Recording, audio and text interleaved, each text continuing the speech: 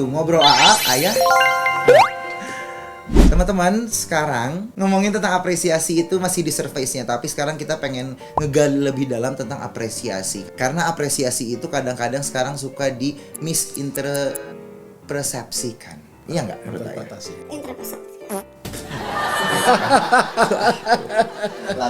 Labebol ya.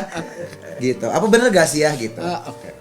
Jadi kalau di dalam desain, dalam arsitektur itu sebenarnya ada dua sisi ya. Oke. Pertama kita melihat sesuatu, kita mendeskripsikan dulu. Oke. Kalau deskripsi itu sekedar deskripsi Gi. Jadi cuma apa ya? Cuma ini tuh merah, ini tuh biru, ini tuh bulat, ini tuh kotak gitu. Tapi kita lalu bisa menginterpretasi. Ya. Kalau kita menginterpretasi, kita bisa dapat arti atau makna terdalamnya. Ya. Nah, maknanya itu bisa lapis-lapis, bisa makna asal dapat luarnya lah. Ya. Nah, udah itu bisa juga sampai dalam. Ya. Nah, hasil interpretasi itu yang kita obrolin kemarin, itu hasil interpretasi itulah baru kita akan membuat sesuatu, mendesain. Mendesain ya. Lagu contohnya ya. Betul. Lagu itu kan kita tidak pernah, atau Puce deh ya. Puce kan tidak pernah waktu membuat lagu. Ini kan Puce lagi bikin lagu nih, lagi membuat lagu. Itu Puce nggak pernah kan hanya membuat. Tapi pasti sebelumnya Puce pasti mendengar dulu, melihat yang lain, baru membuat. Iya kan ya. Jadi tidak pernah ada peristiwanya setengah-setengah. Betul. Walaupun peristiwanya itu memang bisa terpisah. Nah, tapi dalam kondisi yang nyata kita tidak pernah bisa memisahkan itu. Ya. Jadi dua sisi. Hanya bobotnya berbeda. Jadi ketika sekarang ayah nih, ayah mengapresiasi sebuah bangunan misalkan. Lalu ayah melakukan interpretasi kan sebuah bangunan. Kalau tujuan ayah interpretasi, ya, itu mungkin interpretasinya 70-80%, tapi 20% itu selalu ayah berpikir kalau saya yang bikin nggak gini deh, gitu ya. Jadi selalu ada. Sebaliknya ketika ayah membuat bangunan, mendesain, itu nggak melulu ayah mendesain berpikir terus, tapi sebenarnya ada interpretasi ayah tentang desain sebelumnya yang ayah lihat, yang lalu oh iya ya, saya mendesain gara-gara itu.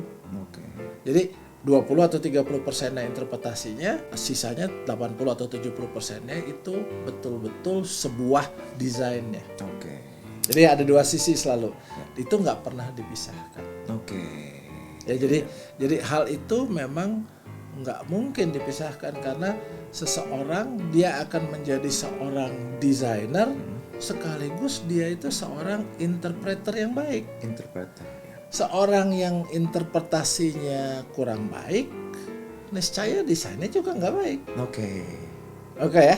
Ya. Cerita. Oke. Jadi ada seorang guru nih ya. Guru ini dia punya murid 2 orang. Lalu guru ini dia dapat sebuah desain. Terus dia bilang, saya nggak bisa sendiri, saya bekerjanya, saya butuh dibantu oleh kalian. Tapi cuma 1 orang yang boleh bantu saya. Oke guru, saya aja. Yang satu bilang, saya aja. Jangan gitu. Mari kita undi kalian berdua. Saya kasih assignment. And then you do the assignment. Nanti I will be the judge. Gitu. Apa assignmentnya guru? Gampang. Ayo, ini ke halaman belakang saya. Halaman belakang saya ini ada taman. Taman itu ada jalan berputar. Lalu kamu balik lagi sini. Oke. Masing-masing bawa mak kecil ini, mak ini kecil, isi air. Nih maknya kayak gini ya, isi air. Tapi syaratnya nggak boleh tumpah dan tidak boleh pakai tutup. Oh, gitu kan jalan ya. Go.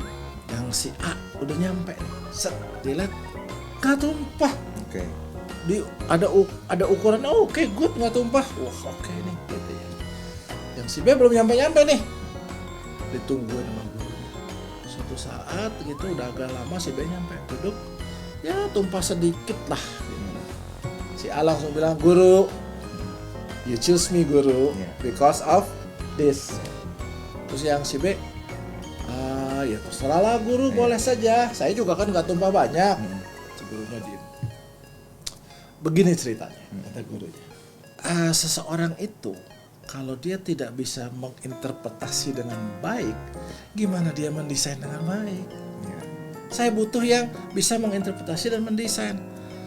Anda ini si A, Anda tuh jalan nggak lihat kiri kanan, Anda takut ini tumpah, jadi kita pusatnya di situ gitu. Gimana Anda bisa melihat taman saya yang indah itu kelilingnya? So, interpretasi Anda hanya pada gelasnya. Ya. Yang satunya bilang, kamu gimana? Kamu cerita. Cerita ya. Saya kan lewat nih. Ini guru tolong cek ya benar apa enggak. Pada perhentian pertama, saya taruh dong gelasnya. Saya lihat, asik nih tamannya di sini merah semua. Pada perhentian kedua, ketiga beda-beda guru. Ada yang kuning, ada yang putih. Sudah, saya duduk aja dulu lihat, saya nikmatin dong. Toh guru nggak ngasih waktu. Udah, saya datang. Lah yang dipilih yang B. Kenapa? Yang B punya interpretasi yang lebih luas. Gitu ya. Nah, itu membuktikan bahwa kita butuh interpretasi. Jadi saya akan memilih orang yang punya interpretasi luas supaya dia bisa mendesain. Kalau interpretasinya pas-pasan, berarti desainnya juga pas-pasan dong. Itu ya, jadi interpretasi atau bukan interpretasi atau deskripsi tadi dibutuhkan ketika kita mendesain. Walaupun 30% ya sisanya toh dia harus mengelaborasi desain. Ini bahasanya kayak apa enggak ya? Mengelaborasi itu wah. Itu kurang lebih. Nah, Ayah maju terus ya. Nanti. Tapi nanti habis ini Puce nih nyanyi ya. Tapi aku mau ngomong dulu. Tadi kan ngomongin tentang interpretasi. Nah, cara kita ngegalinya untuk kita bisa dapat interpretasi gimana sih sebenarnya? Ya itu tadi kita lihat benar-benar. Kita lihat mengapresiasi.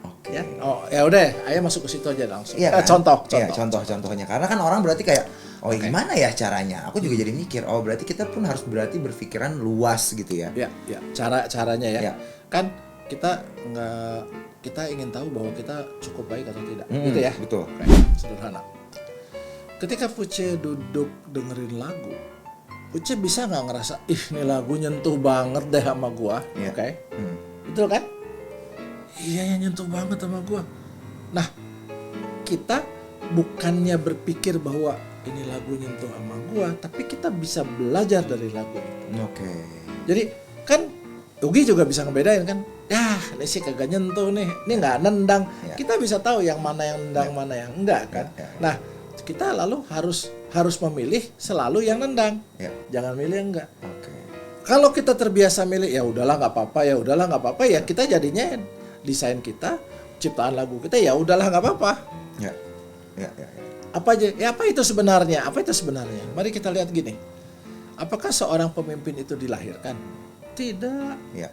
Pemimpin itu dia dilatih konsistensi terus-menerus. Nah, kalau Puce konsisten atau siapapun juga konsisten untuk milih yang nendang, milih yang nyentuh, milih yang jelek. Gimana caranya? Ini gimana caranya? Setiap desain itu ada pesannya. Ini gelas apa ya pesannya sama gue ya? Nih speaking to me kan? Ya. What is the communication from the glass itu through me? Itu yang kita bilang. Kalau komunikasinya jelas, nyanyi is about communication kan? Kalau komunikasi Puce nggak jelas, nah yang jelas tuh apanya? Yang jelas itu ketika Puce menyampaikan pesan, gua sakit nih, tapi sakitnya itu sampai bisa dirasain orang, itu jelek. Tapi, gua lagi sakit nih, kata Ugi, yang bener lah, kan gitu ya. Gini, nggak tahu saya betul kerasa tangan saya, kaki saya, semua linu, nggak diomongin sakitnya, sedikit pun juga, linu terus nggak tahu kenapa ya, panas saya terus saya kalau saya berdiri gini, terus saya merasa ada sesuatu yang nggak enak, yang jawab Ugi kan, sakit kali, sih, pesannya sampai gitu. Nah cara menyampaikan pesan ada dua, cara menyampaikan pesan itu. Pertama ya tadi yang pragmatik istilahnya, sebuah hasil yang biasa-biasa aja. banyak bertebaran. Tapi kalau hasilnya jelek, nendang, orang begitu, oh, this is what I want. Itu bagus. Itu kita sebutnya poetik. Poetik tuh kita mengambil dari bahasa puisi. Puisi tuh menyatakan sesuatu dengan cara yang lain, dengan cara yang tidak biasa, bukan dengan cara seadanya. Jadi kita harus punya tema dulu. Tema tuh pesan. Kalau ayah mendesain itu tema dulu. Fungsinya, misalkan ya, fungsinya ya. Ayah pengen orang masuk ke dalam ruangan ini terus orang wow, ya. Dari mulai pintunya ayah desain nggak biasa. Begitu dia masuk, ayah kasih di sebelah situ cermin yang bisa tajam gitu. Nggak biasa kan? Sih, jadi ayah mendesain dengan biasa, poetik itu namanya, bukan pragmatik. Kamu pengen apa ruangan ini? Saya pengen ruangan ini ruang duduk. Oke, just ruang duduk, taruh aja kursi beres. Taruh dulu dong. Saya pengen ruangan ini ruang duduk, tapi saya ingin menyampaikannya dengan beda. Oke ya. Masuk, misalkan nih, sebelah sini kolam dulu. Sebelah sana udah nyaman, baru ada kursi nyaman, orang saat duduknya enak kan. Tapi ini mah begitu masuk ada ruang duduk, tempat duduknya juga biasa-biasa aja. Nah gitu. Itu cara menyampaikan kitanya seperti itu. Jadi ada dua hal. Nah, Puja kalau bikin lagu kan pengennya yang jelek kan? Iya betul. Pengennya yang bagus kan, itu namanya poetik. Kita selalu melatih diri kita secara konsisten to be the poetic one, betul. To be not biasa. Gitu. Tapi hati-hati, not biasa juga bisa jadi jelek kan? Iya benar. Makanya tadi latihlah sesuatu yang menyentuh. Kalau menyentuh enggak. Bagian dia dong. Konsistensi sebenarnya. Iya, konsistensi yang paling penting. Konsistensi yang paling penting karena harus digali terus. Benar juga sih, benar kata ayah. Cerita nyanyi dulu nih. Kemarin gimana nih? Cerita kan baru bikin nih katanya. Iya, betul. Jadi alhamdulillah kemarin udah beres nih syuting video klip. Oke. Single kedua aku, teman-teman, judulnya Perih Sebentar ya. Wih, gitu. Judulnya Perih Sebentar. Sebenarnya ini udah di-record di tahun 2021. Tapi baru mau dirilis tahun ini, insya Allah bulan depan. Lagunya bukan ditulis sama aku, tapi ini ditulis sama Dennis dan juga Iqbal. Ini adalah salah satu kerabat aku juga. Pas aku ngedenger lagunya, nggak tahu udah langsung kehatian banget. Jadi, udah jelek tuh. Iya, udah jelek banget. Pas nggak tahu itu tiba-tiba lagi ngobrol doang. Padahal belum dipupur, belum diapa-apa ya. Belum, cuma gara-gara ada salah satu temanku Uwan, kita lagi nongkrong biasa, sama Ugi juga ada. Tiba-tiba Uwan bawa gitar, terus Uwan ngasih lirik ke aku, terus kayak coba nyanyiin tuh katanya gitu. Terus kayak oh yaudah aku coba nyanyiin, terus kayak enak banget lagunya. Cocok deh kayaknya sama kamu tuh kata gitu. Akhirnya kayak oh yaudah deal, secepat itu langsung beres aku ambil lagunya gitu ya. Tapi itu kan prosesnya. Betul. Sekarang kita mau denger seperti apa? Boleh sedikit aja. Boleh. Betul nih gitu ya. Ayo silakan. Ini cerita lagunya adalah sebenarnya dalam satu hubungan pasangan yang udah toxic relationship, tapi nggak tahu nih mau udahan tapi sayang. Mau lanjut gak bisa, jadi akhirnya harus udahan walaupun perih sebentar, nantinya gak bakal perih gitu sih intinya. Gitu. Oke, coba ya ini ref ya teman-teman ya. Tuh, wah, gak pat. Bukan hanya kau yang kehilangan, lebih baik pergi sebentar sekarang daripada ulur waktu tak menentu.